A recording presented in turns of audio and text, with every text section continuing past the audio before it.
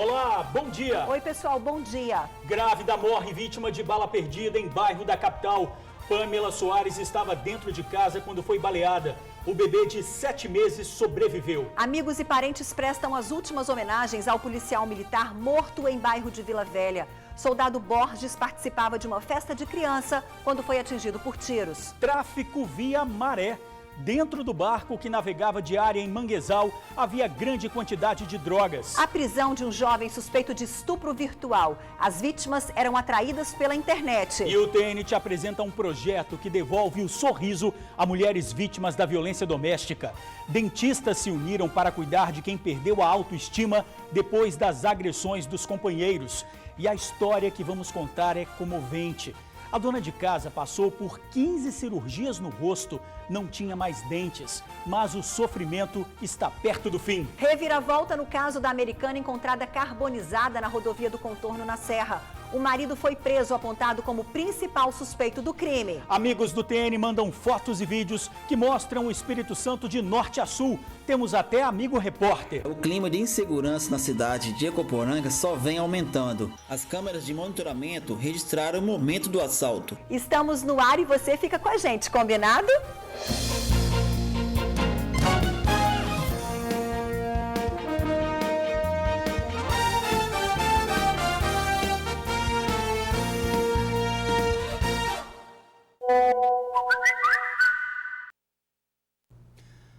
Pamela Vitório Soares, mais uma vítima da violência na Grande Vitória. Grávida de 7 meses, a auxiliar de serviços gerais foi atingida por um tiro na cabeça dentro de casa. Do lado de fora, na escadaria do bairro Gurijica, na capital, acontecia um tiroteio entre bandidos. Uma bala perdida interrompeu a vida de Pamela. Ela passou por um parto às pressas e o bebê sobreviveu. Pamela Soares, de 23 anos, estava grávida de 7 meses. Ela preparava o feijão na cozinha da própria casa quando começou a escutar o tiroteio. Imediatamente, ela foi para o quarto tentar proteger a sobrinha que assistia televisão. Foi neste momento que a gestante foi atingida por um tiro na cabeça. Segundo a polícia, esse crime aconteceu por volta de 2h30 da tarde em uma escadaria conhecida como Botafogo, em Gurijica, aqui em Vitória. A mãe chegou a ser socorrida para o Hospital São Lucas, mas morreu logo depois de dar à luz a bebê. A família esteve aqui no DML durante a noite, mas não quis gravar entrevista. Disse apenas que a bebê, que chegou a ser transferida de hospital, teve 2 paradas cardíacas. Mas agora, o estado de saúde dela é considerado estável. Essas imagens mostram um momento dramático em que a família da grávida chega desesperada ao hospital. Ela foi socorrida em um carro comum e já estava em estado grave. Baleada ali, gente, ó. Baleada. Testemunhas disseram que o disparo que atingiu a gestante veio de um tiroteio que acontecia na escadaria. A perícia da Polícia Civil foi acionada e o crime deve ser investigado pelo Departamento de Homicídios e Proteção à Pessoa.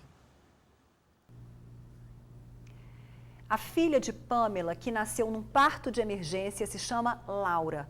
Ela está internada na UTIM do Hospital das Clínicas em Vitória. Teve 2 paradas cardíacas e segue lutando pela vida. A polícia investiga o crime, enquanto família e amigos se despedem da jovem que tentou proteger a sobrinha, mas acabou baleada.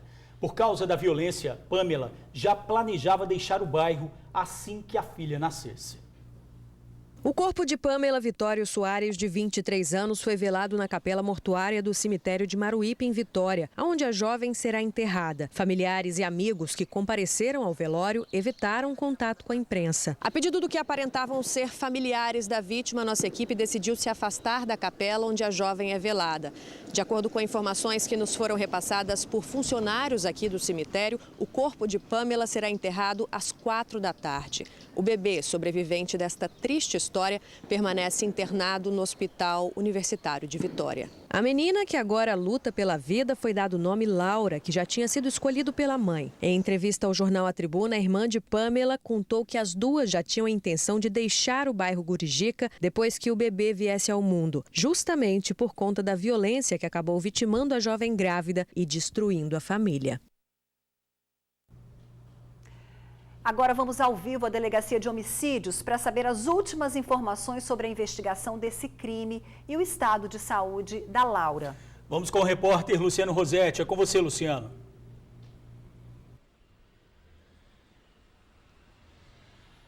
Olá, Ingrid e George, bom dia. Falamos ao vivo daqui da Delegacia de Homicídios em Vitória e com relação aos suspeitos de terem promovido o tiroteio no bairro Gurijica na tarde de ontem, que acabou vitimando a jovem Pamela Soares, de 23 anos, a informação que nós temos é que ninguém ainda teria sido identificado e muito menos preso. Nós estamos aqui na presença do delegado-chefe do Departamento de Homicídios, o Dr. José Lopes, que cordialmente vai nos dar uma entrevista agora. Delegado, está certo que está tudo no início ainda das investigações, mas o que o senhor poderia adiantar para a gente sobre como estão essas investigações? Bom dia. Bom dia. Infelizmente é um crime bárbaro, né? É uma criança que perdeu a mãe. É muito triste, isso comove a gente, a toda a população. E a gente está nos inícios das investigações. A DHPM, comando do Dr. Janderson, já está em campo procurando as informações e a gente precisa de vocês, né? Você que pode ajudar anonimamente, ligue 181, está aqui, ó, a gente não sabe nem quem é que está fazendo contato com a gente e a gente precisa de vocês para esse crime não ficar impune. Dá para saber o que teria motivado aquele tiroteio, como a gente mostrou agora há pouco na matéria do Fábio, né? É um tiroteio promovido pelo tráfico de drogas e que vitimou uma vítima inocente, uma jovem de 23 anos. Esses casos, né, em casos assim, qual é a principal linha de investigação? Por onde vocês começam, por assim dizer? A gente está com as informações iniciais, né? A equipe do DHPP foi ao local, na escadaria Botafogo, e as informações que teria sido uma briga lá entre traficantes. Então a gente sabe que é difícil, a população tem medo, por isso que a gente utiliza essa ferramenta, 181, porque a gente não precisa saber quem está denunciando, a gente tem que prender quem cometeu esse crime bárbaro. E as investigações no início a gente vai tocar até o final, se Deus quiser.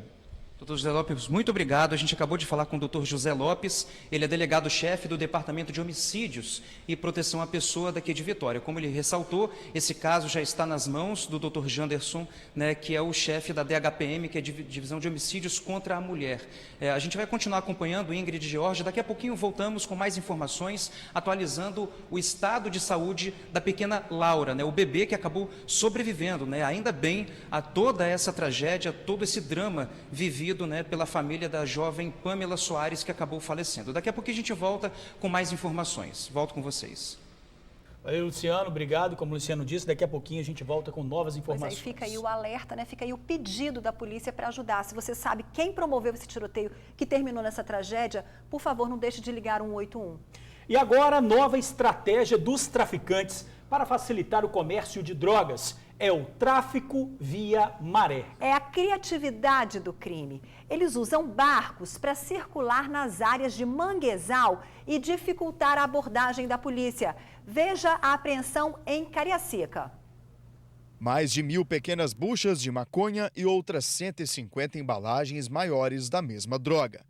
Pode acreditar. Todo esse material foi tirado de circulação depois de ser encontrado dentro de um barco. A droga foi apreendida no final da tarde dessa terça-feira, na região de Flechal, em Cariacica. A guarnição viu um indivíduo em atitude suspeita e foi tentado fazer abordagem a esse indivíduo e ele evadiu-se, né? Os militares foram atrás dele e quando chegaram próximo ao mangue, tem um mangue atrás dos becos, eles viram uma embarcação, um barco pequeno chegando.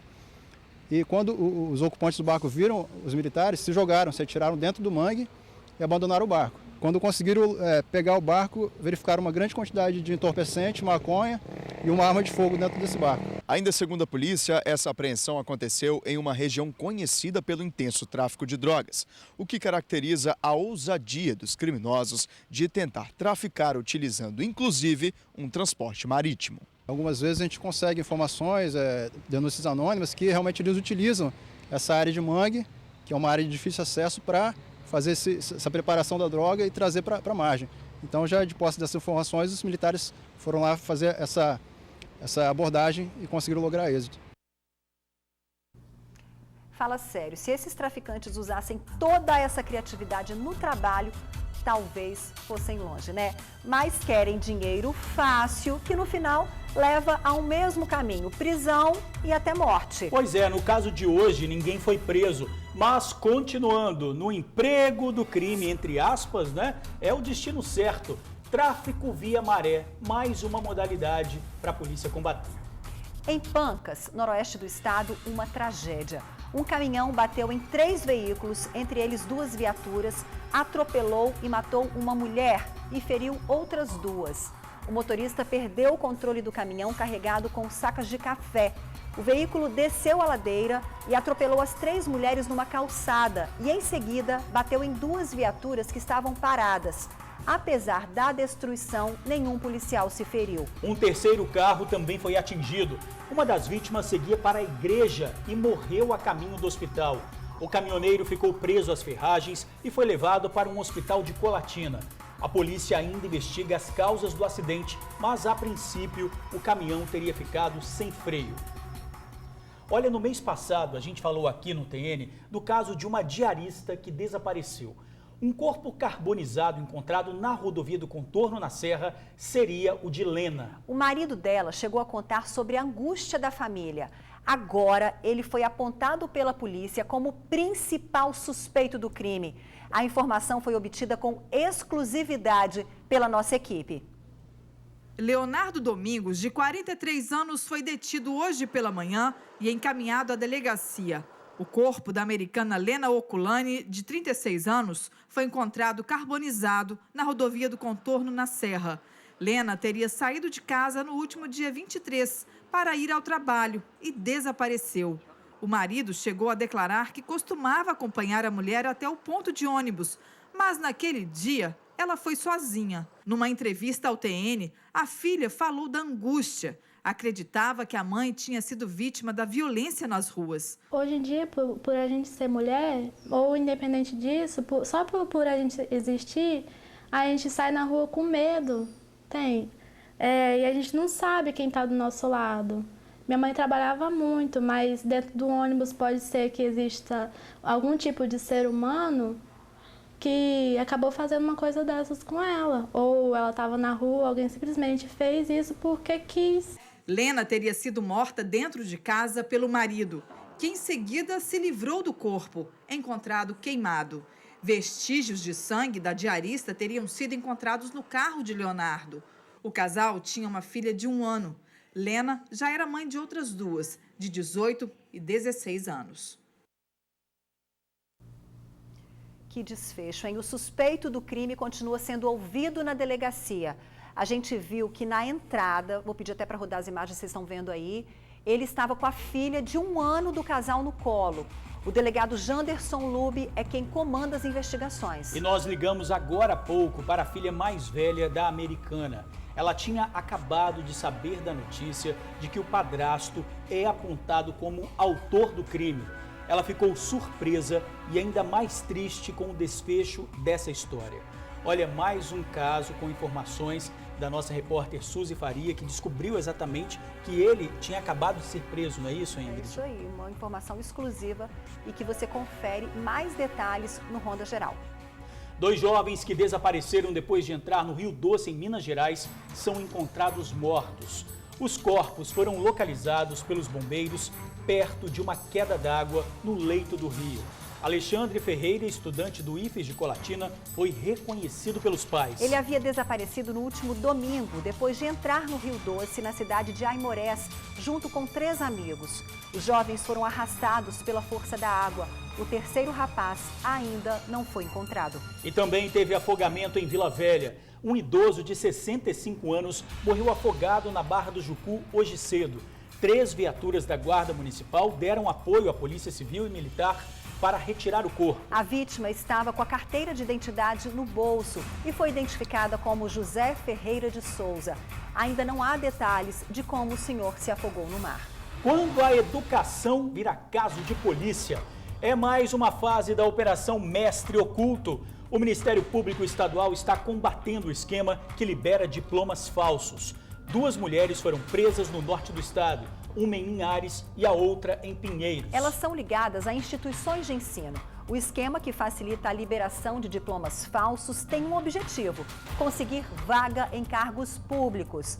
Durante a operação, foram apreendidos documentos e equipamentos numa faculdade de Pinheiros. Suspeito de arrombamentos é preso em Cariacica. Christopher Anselmo da Silva, de 24 anos, foi detido com vários utensílios domésticos, fios de rede elétrica e material de construção. É apontado como o autor de arrombamentos a residências na região de Santana, em Cariacica. Só uma das casas foi alvo do ladrão 4 vezes nos últimos 90 dias. O jovem foi autuado por furto e já está no presídio. Um projeto que nós temos o prazer de apresentar a você. Um projeto que salva vidas, que devolve autoestima a mulheres vítimas da violência de quem um dia prometeu amar. As histórias são comoventes, como o da aposentada que teve o rosto desfigurado pelo companheiro. Ela perdeu todos os dentes, levou facadas e pedradas e mal conseguia se alimentar. A mulher, hoje com 54 anos, ainda tem medo e vergonha de mostrar o rosto. Em 2012, a aposentada viveu momentos de terror nas mãos de quem dizia amá-la. Depois de 2 anos de relacionamento, o companheiro a agrediu covardemente com socos e pauladas. E depois de muito sofrer, a aposentada ainda levou pedradas e uma facada no rosto. O primeiro tapa que ele me deu, eu não denunciei. Ao segundo, não denunciei também, que eu tinha medo, vergonha, né? E o terceiro, denunciei. Aí foi o quarto, ele já tentou me matar. Aí eu fiquei 5 horas na mão dele, no meio do mato. Eu tive várias fraturas, né? Ele me cortou com faca, foi paulada, muita porrada. A agressão deixou graves consequências. A mulher teve múltiplas fraturas no rosto, perdeu todos os dentes e parte da calota craniana. Foram 4 anos sem conseguir ingerir alimentos sólidos. Ao todo, a aposentada passou por mais de 15 cirurgias no rosto. Eu tentei me suicidar porque eu era um monstro. Ele me bateu muito no rosto. Foi paulado, foi faca, foi muita coisa mesmo, entendeu? Então, aí como que eu ia me ver? Eu não comia mais, não tinha dente, não tinha nada, eu não tinha rosto. Eu fiquei sem rosto, eu fiquei tipo uma mulher visível. Hoje, 6 anos depois da agressão, a vida de quem tanto sofreu se transformou. E graças a uma iniciativa pra lá de especial. É o projeto Dentista do Bem, que atende mulheres vítimas de agressões dos companheiros. Aqui elas recebem tratamento odontológico gratuito. E é bem aqui nessa cadeira que a vida dessas mulheres começa a se transformar. E mais do que um tratamento odontológico, o projeto traz de volta a qualidade de vida e a autoestima de quem tanto já sofreu. Aqui no estado nós somos 160 dentistas voluntários. O projeto antes assistia crianças de 11 a 17 anos e desde 2014 assiste também vítimas de violência doméstica. E atualmente no estado tem 61 mulheres em tratamento. Profissionais como a Carol e a Gabriela fazem toda a diferença na vida dessas mulheres. Para que o tratamento seja feito, é preciso que a paciente faça uma série de exames. Exames que custam caro e não são fornecidos pelo Sistema Público de Saúde. É aí que a doutora Gabriela entra na história. Assim que essa paciente tem acesso ao cirurgião dentista, que faz parte do projeto, esse cirurgião vai fazer um exame clínico no paciente e aí vai selecionar os exames para diagnóstico que são necessários para o tratamento.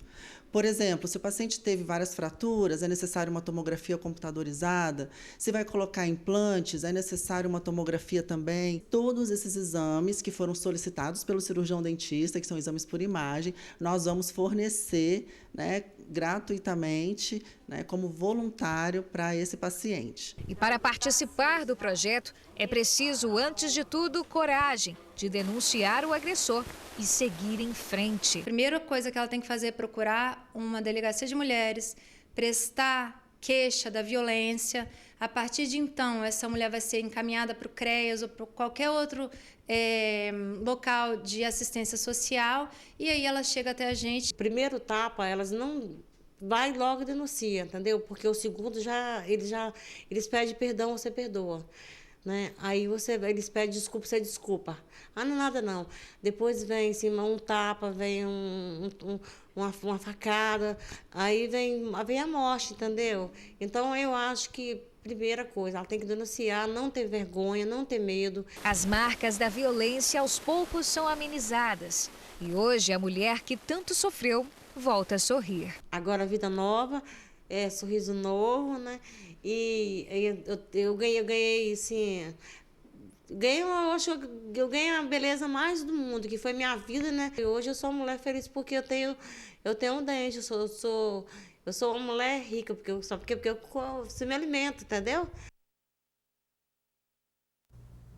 Olha, a gente começa essa reflexão agradecendo a essa mulher corajosa que, apesar de não mostrar o rosto, nos comoveu com o seu depoimento. É uma questão assim, certamente ela encorajou outras vítimas da violência doméstica, Ingrid. Pois é, George, quanta covardia ela sofreu, vocês ouviram aí. Levou pedradas, facadas, perdeu todos os dentes, teve o rosto desfigurado, pensou em tirar a própria vida, mas deu um basta na violência, denunciou o companheiro e hoje está aqui no TN dividindo essa história e alertando a mulheres que passam pelo mesmo drama. É isso, num primeiro sinal de violência, seja física ou psicológica, denuncie, saia fora da relação, não tenha vergonha, não acredite em falsas promessas de mudança, não pague para ver onde uma relação doentia pode chegar. Isso aí, o nosso parabéns a voluntárias desse projeto que devolve autoestima, alegria e vontade de viver a tantas mulheres. São mais de 60 no estado, recomeçando a vida, reconstruindo sonhos. Pois é, Ingrid, para participar do projeto,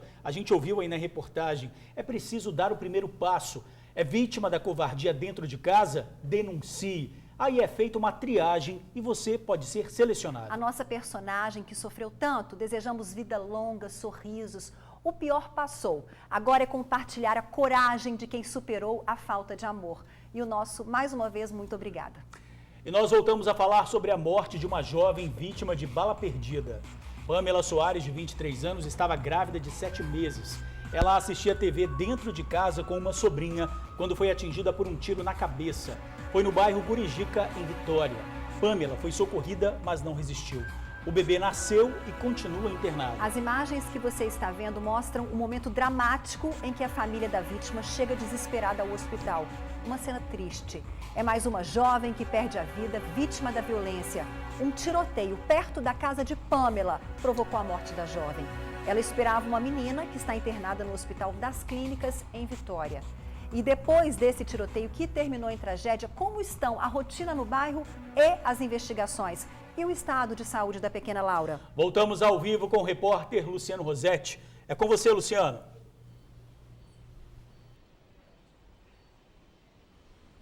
Olá, Ingrid e George. Voltamos a falar ao vivo. Estamos de prontidão aqui no Departamento de Homicídios, a delegacia especializada em homicídios aqui em Vitória. E eu vou passar para vocês agora atualizando o estado de saúde da pequena Laura. Ela está internada na UTI neonatal no Hospital das Clínicas aqui em Vitória, em estado grave. A pequena Laura, ela luta para sobreviver depois de tudo o que aconteceu, envolvendo a mãe e todo o drama que nós acompanhamos aqui no Tribuna Notícias hoje. Quer dizer, a pequena Laura, de apenas 7 meses, ela teve um parto prematuro, teve que passar por esse procedimento prematuro, nasceu antes da hora com apenas 7 meses e por isso ela está nesse estado delicado de saúde. Como o Fábio falou agora há pouco na reportagem dele no início do jornal, ela teve 2 paradas cardíacas, quer dizer, para um bebê de 7 meses, é uma coisa muito grave. Por isso ela segue na UTI neonatal do Hospital das Clínicas, lutando para sobreviver. Agora há pouco, na primeira entrada, eu falei a respeito das investigações, não foi? Nós conversamos ao vivo com o delegado José Lopes, que é delegado-chefe da Divisão de Homicídios e Proteção à Pessoa, a delegacia especializada aqui em Vitória. Segundo ele, as investigações estão no início ainda, tudo muito prematuro falar, por assim dizer, mas eles já começaram os trabalhos de investigação. Tudo que nós temos até agora que causou aquele tiroteio, uma briga entre gangues rivais lá no morro, no bairro Gurijica, que acabou infelizmente vitimando a Pamela Soares, de 23 anos. A Polícia Militar nos informou agora há pouco que os suspeitos de terem promovido o tiroteio no bairro Gurijica na tarde de ontem ainda não foram identificados e muito menos presos, Mas nós seguimos aqui de prontidão. Daqui a pouco o delegado vai dar uma entrevista coletiva para a gente e todas as informações logo mais no TN2 às 7h20 da noite. Ingrid e George, volto com vocês. Obrigado, Luciano. E olha, uma outra vítima da violência, o soldado Borges, assassinado a tiros na última segunda-feira em Vila Velha, foi enterrado hoje cedo. Ele, que estava ansioso para a chegada do filho, não teve tempo de conhecê-lo. Familiares, amigos e colegas de profissão prestaram as últimas homenagens ao militar.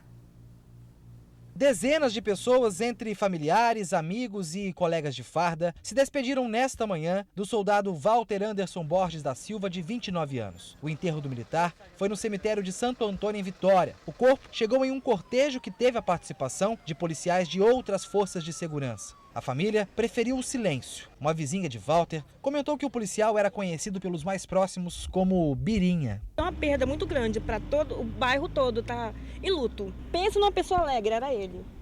Brincalhão, sempre sorridente, não tinha tempo ruim para ele. Era uma pessoa maravilhosa. Mesmo quem não conhecia o soldado foi até o cemitério em solidariedade. O seu Adilson é militar aposentado. É meu irmão de farda, né? Tanto bandido solto aí, matando, estuprando. O pessoal de vocês, da imprensa, com colete. Vocês não podem chegar até certo lugar, porque vocês estão correndo risco. Agora, imagina o policial militar, o civil, o federal, sei lá quem for. Walter foi assassinado na noite da última segunda-feira no bairro Jardim Azteca, em Vila Velha. Ele, a esposa e a filha participavam de um aniversário. O PM foi até o lado de fora para apanhar um agasalho no carro. Neste momento, foi surpreendido por criminosos. O soldado foi baleado na costela e o tiro acertou também o coração. O militar trabalhava na 4ª Companhia em Vila Velha. Era um profissional muito qualificado, cursado em inúmeras oportunidades dentro e fora da Polícia Militar, um exímio camarada na habilidade de altura, na habilidade de ações táticas. Então, perdemos muito em termos de qualidade profissional. É mais uma vítima dessa covardia, desses criminosos abusados, ousados. O Brasil precisa encarar esse problema para que nós não possamos, a cada morte, ter que estar aqui lamentando e falando com os senhores, mas sem que medidas efetivas sejam adotadas contra esses covardes crápulas que aniquilam a vida, independente de qualquer motivo que venha a concluir no final, não se justifica retirar a vida de ninguém. A família pediu para que a imprensa não mostrasse, não registrasse as últimas homenagens ao soldado Walter. Ele estava na corporação há 10 anos e deixa uma esposa grávida e uma filha de 2 anos. Tá aí, ver um homem que zelava pela segurança da sociedade acabar sendo vítima dessa violência que não para. Bom, a polícia já tem imagens de câmeras da região que mostram 2 suspeitos passando pelo local. O secretário de Segurança, Nilton Rodrigues, disse que toda a Polícia Civil está dedicada na investigação desse crime. Ninguém foi preso ainda e denúncias podem ser feitas, claro, pelo 181. Não são janelas nem portas bonitas, são grades que fazem parte da arquitetura no bairro Itapemirim, em Cariacica. É exatamente isso. Moradores e comerciantes estão presos, trancados e a bandidagem agindo livremente. Uma padaria do bairro já foi alvo de bandidos 40 vezes. O que uma serralheria e a falta de segurança pública têm em comum? Tem aparecido muita encomenda aí de arrombamento, isso aí precisa fazer? Conserto de porta, arrombamento, aparece, entendeu? A padaria nem sei quantas vezes já foi roubada ali. Agora o cara nem começou o negócio dele, já foi roubado também. O serralheiro que faz a grade e que a usa para a própria proteção. Ou eu trabalho assim ou não trabalho, de repente o cara vem cá e me rouba meu material aqui, ó. Quem vai dar segurança pra gente? É você mesmo, tem que se cuidar. E não é apenas a serralheria do seu Valdeci que tem grades. Estes aparatos de segurança fazem parte da arquitetura do comércio aqui do bairro Itapemirim, em Cariacica. Só esta padaria onde eu estou já foi assaltada 40 vezes desde que foi inaugurada. Só em 2018 foram 4 vezes. A gente sente praticamente preso e eles soltos à vontade para fazer o que quer, né? E se a gente descuidar, o que faz durante o dia, eles levam tudo de cerca de 1 minuto, né? A barbearia do Maxiel foi alvo de ladrões há 4 dias. Eles chegaram bem nervosos, né? Abordaram o meu cliente que estava na porta com arma em punho. E logo depois entrou mais 2, um com a faca na mão. Aí já não vi mais nada, que mandou a gente deitar no chão, aí agrediu o nosso cliente. Deu um tapa na face do cliente, deu uma coronhada nele. Aí mandou a gente deitar, minha esposa deitou no chão, aí todo mundo deitou no chão, revistou, levou tudo que tinha que levar, notebook, celular de todo mundo. Até minha aliança levaram, carteira, documento, levaram tudo. A insegurança não atinge apenas as pessoas jurídicas. Quem não tem comércio em Itapemirim também sofre com a violência. Mesmo com grade e serpentina, estas duas casas foram arrombadas recentemente. É furto de residências e roubo nas ruas e pontos de ônibus. As casas aqui são assaltadas de dia com sol quente. Eles arrombam, arrancam as grades, as janelas. Eles roubam mesmo, sem dó e sem piedade. Todo mundo tem medo. Aqui não tem policiamento. Então, o trabalhador atrás das grades e os vagabundos na rua. Mesmo com o sentimento de medo e impotência, é preciso seguir em frente. A segurança deles não vem do Estado ou de qualquer poder constituído. A gente, né, agarrou a fé em Deus e pronto, né, que não pode parar de trabalhar. Tem que trabalhar. Se não for aqui, tem que mexer com outra coisa, né? Vou ter que tentar botar uma grade, né? Uma porta de vidro, uma grade, para melhorar a segurança. Vou ter que continuar trabalhando com medo, com mais medo do que a gente já vive, né? Que a gente já vive com medo, a gente está refém da violência. E a gente vai tentar voltar a trabalhar normalmente. Maxiel, você e todos nós vivemos apreensivos, com medo. É claro que não dá para aceitar e achar normal o que acontece no seu bairro. Uma padaria que já foi assaltada 40 vezes, 4 só este ano. Uma serralheria que trabalha reconstruindo o que os arrombadores destruíram. Assistir a imagens da arquitetura que passou a fazer parte da rotina de moradores e comerciantes. A arquitetura de grades. Pois é, quem trabalha e luta com dificuldade está trancado, enquanto, como disse a Lucinéia, os assaltos acontecem de dia com sol quente. É trabalhador preso e bandido solto. A Polícia Militar disse que tem feito operações no bairro e pede que as vítimas registrem os casos na delegacia. Mas agora o TN é quem pede, em nome desses personagens que vivem a rotina de violência, mais reforço no policiamento, mais atenção a essa comunidade. Não dá para assistir e ouvir o que ouvimos e não pedir socorro. Olha, e teve protesto na Rodovia do Sol em Vila Velha hoje cedo. Moradores da região dizem que a interdição do terminal de Itaparica trouxe muitos transtornos. O local está fechado há quase um mês. Para chamar a atenção das autoridades, os manifestantes colocaram fogo em pneus e pararam 2 pistas da Rodovia do Sol. O protesto foi encerrado com a chegada da Polícia Militar, que liberou o trânsito.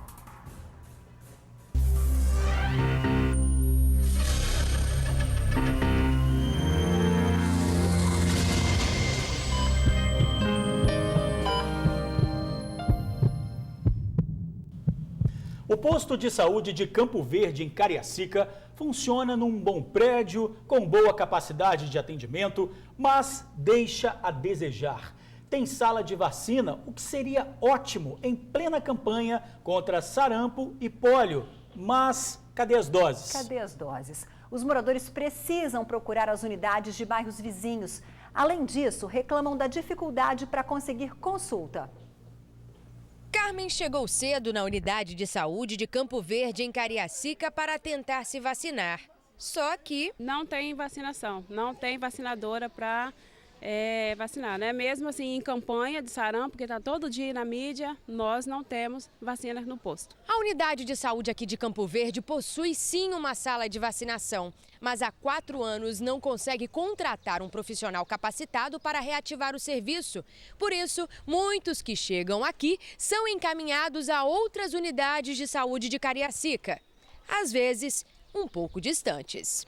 Em pleno período de campanha contra a poliomielite e o sarampo, Noêmia precisa sair do bairro onde há uma unidade de saúde para ir a outro garantir a vacina dos filhos.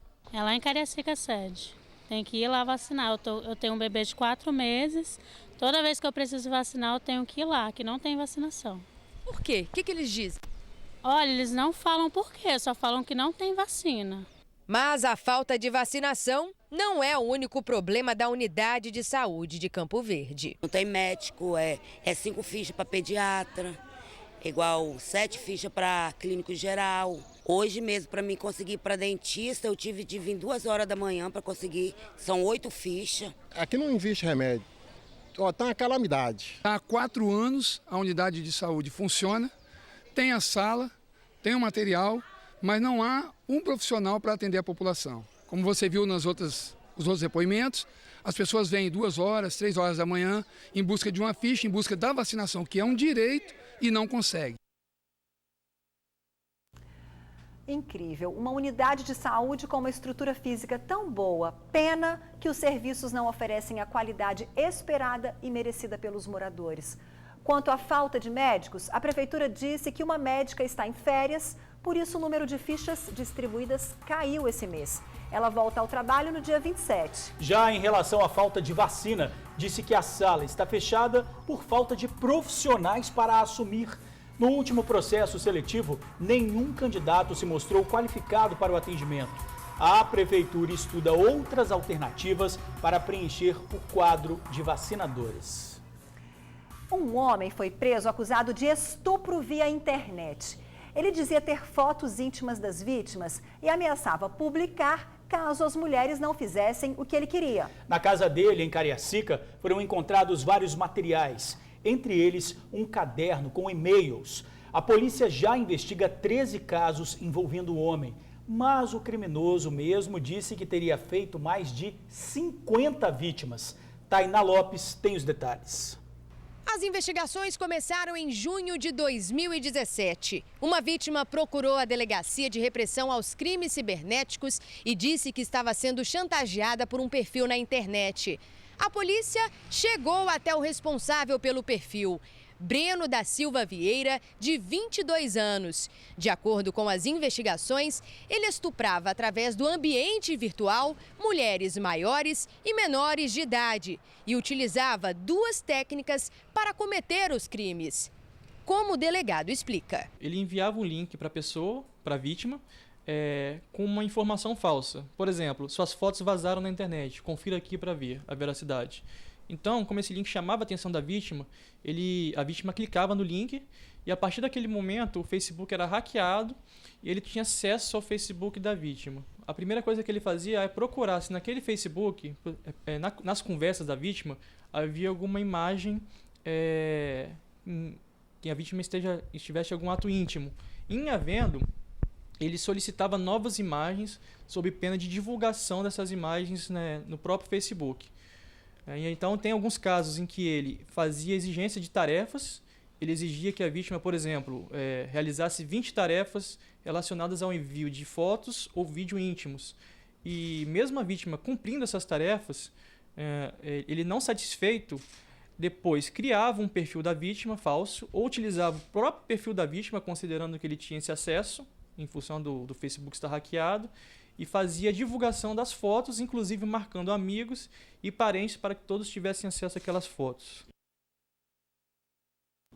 Bom, o criminoso ainda disse não saber ler e escrever, estranho, né? E fazia tudo por meio de um simples celular.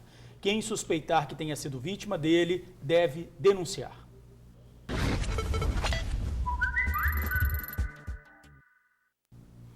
Olha que legal, descobrimos que tem amigo do TN dando os primeiros passos para se tornar um repórter profissional. Pois é, Ingrid, o Itamar Júnior mandou uma reportagem que ele mesmo fez.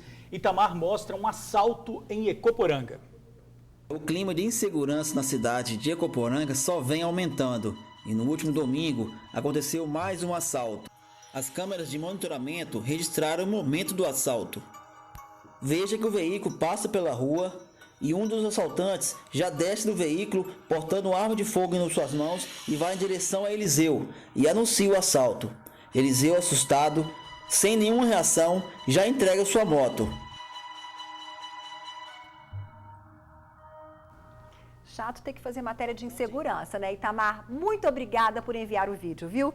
E olha, você deve mesmo investir na profissão, se sair um bom repórter. Pois é, quanto ao assalto, é triste perceber que a violência também está generalizada aí no interior do estado. Fica aqui o nosso desejo de dias mais tranquilos em Ecoporanga. E agora, amigo do TN manda vídeo para mostrar um incêndio em prédio na Avenida Fernando Ferrari, em Vitória. Nosso amigo está bem assustado com a situação na avenida. Lembra quando vocês estiveram aqui fazendo reportagem, que eu falei que tinha um prédio aqui do lado, que os nóia estavam invadindo, que estava acontecendo e vai. Pois é, ó, acabaram de botar fogo aqui, ó. Ainda bem que o pessoal apagou em tempo ainda, ó, tudo queimado, ó. Olha a cinza no chão que botaram um colchão, ó. E botaram fogo. Tá abandonado esse prédio, o dono não aparece aqui, ó. É esconderijo de bandido, esconderijo de ladrão, de tráfico, tudo quanto é miséria. Olha que situação, hein? Ontem o TN mostrou que para espantar os vândalos da Fernando Ferrari, tem morador jogando rojões na pista. Uma atitude perigosa, mas que retrata também o desespero de quem não aguenta mais conviver com essa situação tão grave. Pois é, a Prefeitura de Vitória disse que oferece hospedagem, abrigo e locais de qualificação profissional para os moradores em situação de rua, mas a participação é voluntária. E a Guarda Municipal disse que faz o patrulhamento na região sempre em parceria com a Polícia Militar. Pessoas em atitude suspeita devem ser denunciadas pelo 190. Eu acho que vale a pena dar uma rodada ali de madrugada, porque não dá para continuar assim, né?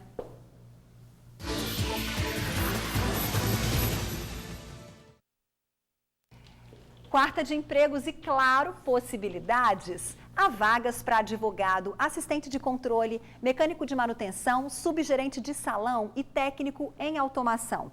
Cadastro no site lincepsicologia.com. E a seguir, motociclista sofre acidente e bandidos tentam roubar a moto da vítima. E tem nova rodada de participação de amigos do TN, todos indignados com descarte de lixo no lugar errado. Agora 12h25.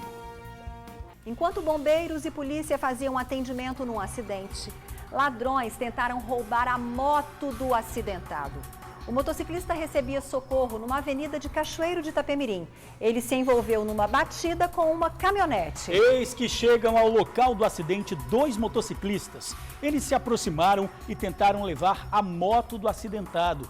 Um agente da Guarda Municipal percebeu a ação e impediu o roubo.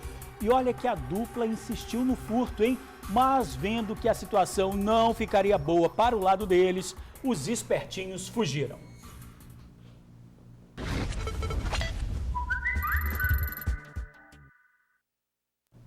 E agora a rodada de participação de amigos do TN, todos revoltados com o descarte de lixo. É mais fácil transferir o problema para outras pessoas, né? Olha o flagrante feito pela moradora de Cariacica. O carro chega e descarta móveis velhos à beira da BR-262. Quem vive na região está indignado com a falta de respeito desses sujões. Olha a rapidez que eles tiram as sucatas da caminhonete. Tem sofá, madeira, entulho de obra, lixo doméstico, tem de tudo.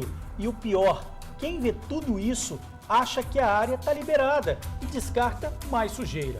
Um problema que se tornou bem comum e precisa, claro, ter fim. Bom, a Prefeitura informou que o local é de competência do DENIT porque se trata de faixa da BR-262. De qualquer forma, pede ajuda da comunidade para denunciar os sujões pelo telefone 3354-5401, 3354-5401. Já o DENIT informou que está tomando as providências para retirar o lixo do local até sexta-feira. Lembrando que as multas para o descarte irregular de lixo variam de 50 a 25 mil reais. E mais uma amiga do TN aborrecida com pessoas que descartam lixo fora das lixeiras em Cariacica. Veja só. Bom dia. Quero aqui compartilhar com vocês a situação que encontra esse lote aqui na rua 23, esquina com a rua 20. Próximo de casa, onde tem criança, tá verdadeiramente largado. Muito lixo, muito entulho, tá? Resto de material de construção, sofá velho, tudo que vocês imaginam tem aqui nesse lote. Poxa vida, é muito feio, né? Mais uma denúncia de lixo jogado em local errado. Bom, nesse caso, a Prefeitura disse que fiscais estiveram no local e comprovaram a irregularidade. O dono será identificado e multado. A área está sendo monitorada para tentar identificar o infrator. Lembrando que denúncias podem ser feitas pelo telefone 3354-5401. 3354-5401. E também não é demais lembrar o valor da multa para os porquinhos que jogam lixo em local errado. Vai de 50 a 25 mil reais. É hora de conferir o que é destaque no Jornal A Tribuna desta quarta-feira, dia 15 de agosto. Empresas proibidas de guardar dados de clientes sem autorização. Aqui na foto principal, engenheira transforma Fusca em carro elétrico. Pílulas da beleza e remédios falsos vendidos no estado. Grávida morre atingida por bala perdida, mas o bebê sobrevive. Maioria quer namorar, mas não acha o par ideal. Facebook abre inscrição para contratar estudantes. E ainda destaque no Jornal A Tribuna desta quarta-feira. No AT2, J Quest em show mais intenso. Montadora de carros se instala em Linhares. E no caderno especial de imóveis, novos lançamentos em Vila Velha.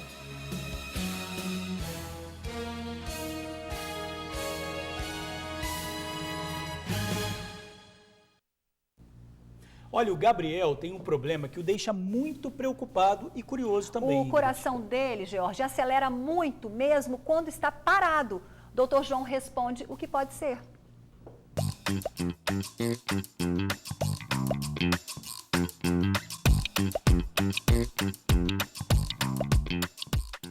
O Gabriel tem 18 anos, mas ele contou pra gente que o coração dele acelera do nada, andando, parado. É isso, Gabriel? Sim.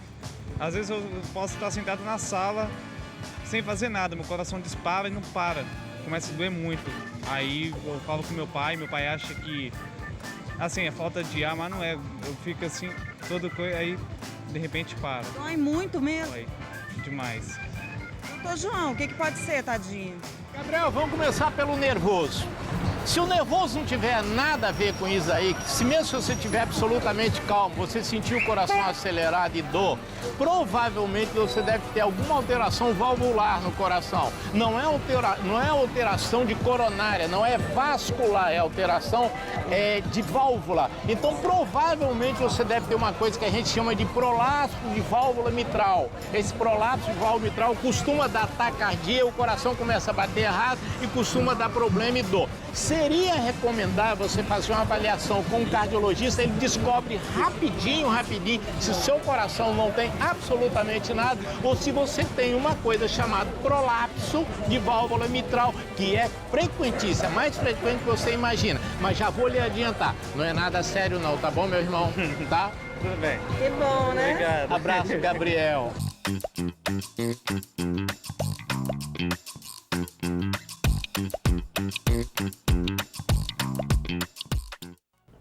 E a seguir, novas informações sobre a morte da americana que foi queimada e o corpo encontrado na rodovia do Contorno. A gente já volta agora 12h33. E agora a gente volta a falar do caso da americana encontrada carbonizada na rodovia do Contorno, na Serra. O marido dela foi preso hoje cedo, apontado pela polícia como principal suspeito do crime.